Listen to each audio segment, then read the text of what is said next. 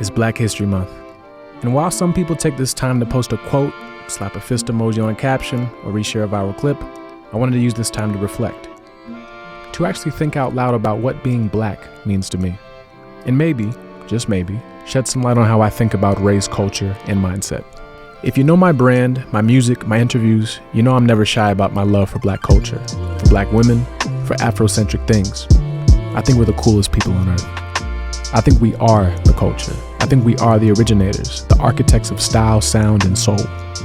I want black and brown people to feel like royalty, to know that we are the crafters of the world. I just love us. I want us to win. Even when we don't always have the right mentality, I still want us to win. I give grace just because I want to see more people who look like me do great things. That's just what it is. But I want to have a larger conversation because in my personal circles or my journal, I've definitely said, man, I don't like white people. And I've written or said this usually after experiencing something deeply frustrating. And instead of letting that sentiment hang in the air, I want to explain exactly what I think I meant back then.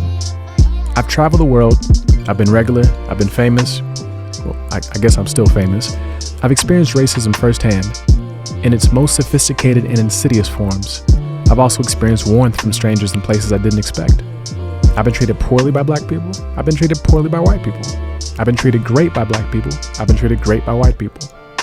So for the sake of consistency, let me clarify.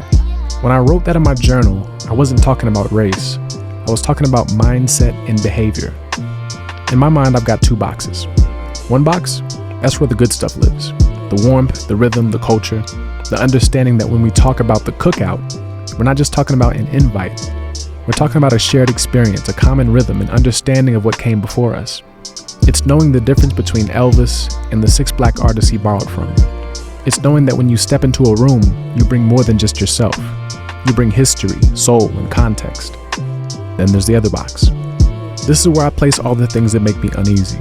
The colonizer mindset, the conqueror mentality, the need to dominate, control, belittle, and extract value from others.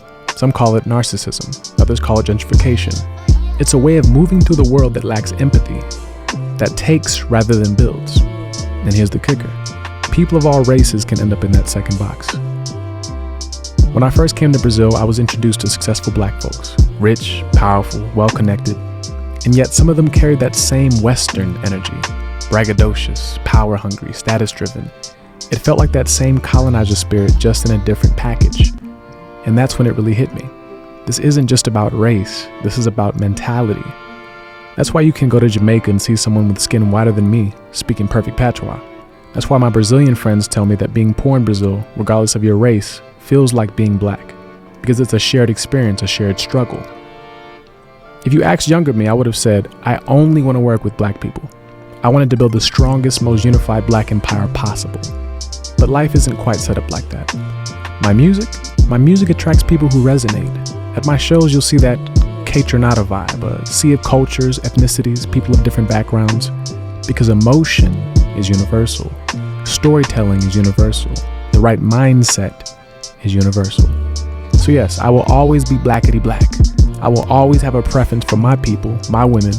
I will always root for my people. I will always have a bias that shows extra patience and grace for my people. That will never change. But I also recognize the shared mentality matters more than just shared melanin. Look, if I sat here and said I don't like white people and dropped the mic, that statement would erase some of the best people I've worked with. some of the most talented producers, managers, choreographers, financial advisors, and friends. It's just not that simple. The world isn't black and white, right? And yes, in some places the rules are cut and dry. Some places history has made it that way. But I choose to leave room for the exceptions to the rule. Because rules made in pain aren't always the right rules to keep. So if you take anything from this video, take this. It's not just about race, it's about mindset, it's about behavior. It's about who you are in the world and how you move through it. And for anyone listening, whether you like me or not, I encourage you to think in nuance, to go beyond skin tone and into the why behind it all.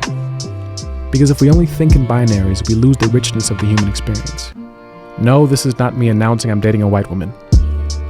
In an extra message to my future, probably frustrated self, instead of saying, man, I don't like white people, I would say I reject the colonizer mindset in all forms.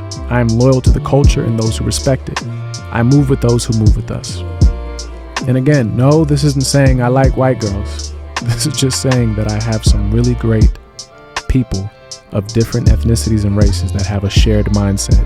And I find community in that. Whenever I hold the cookout, you're gonna see some different type of faces there. Black, white, brown, Puerto Rican, and Asian. Other people in the Zulu Nation. What Five Dog say?